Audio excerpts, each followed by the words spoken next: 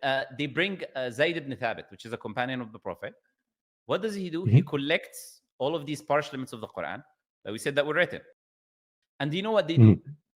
For every verse, and now bear in mind, we're talking about barely 1 year after the Prophet's death. They already memorized the Quran, so they know what is the Quran. But they still apply this criteria. They say every single person who will bring a written verse, he needs to have 2 witnesses that saw him taking that verse from the Prophet. Why are they doing that? To ensure that nobody comes later and say, oh, this is this is that. Not because they already have the Quran, but they went to that extent to make sure to not leave any room of doubt. Okay. So for every single verse, they brought 2 witnesses, the testifying that, okay, we saw this person take this verse from the Prophet. Now they have the Quran collected. Now the Quran is there. Now you have the time of the second caliphate, which is Umar ibn Khattab.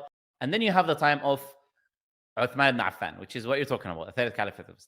Now the Quran is already there. Collected is in the house of Hafsa, now the daughter of Umar, is there. There's no issues with it. It exists. Now what Uthman ibn Affan did is he made standard copies and sent, because now Islam widespread everywhere, right? What Uthman ibn Affan did is he made these book form copies of the Quran and he sent to different regions of the Muslims. Like he sent to Levant, he sent to Iraq, he sent to different places. And then, so people can, this is the source now. And whatever these copies that he made, he brought Zayd ibn Thabit, remember that name? The same person who collected the time of Abu Bakr. He brought him to oversee these copies that are made.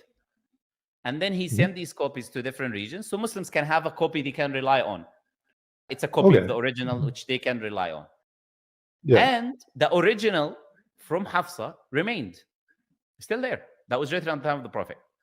That stayed all the way until 50 or 60 AH, 20, 30 years after Uthman. And bear in mind, there was already millions of memorizers of the Quran. Nobody was concerned about the text anyways, the written text, because everyone was there. Anyone would go to the mosque, and there are people who teach the Quran, and then people who learn the Quran. And there's the concept that I told you about ijazah, give them permission that now you can teach the Quran as well. All the copies that we have from the 1st century onwards, like the Sana'a manuscripts, which are 15,000 parchments, date back to 950 Qurans from the 1st century onwards. A top copy, which is from the late 1st century. All of these manuscripts that we have are the same Uthmanic text, and they have the same Quran that we have today. The Birmingham parchment, the small parchment that we have in the Museum of Birmingham, which has from chapter 2 of the Quran, is carbon dated to the life of the Prophet himself.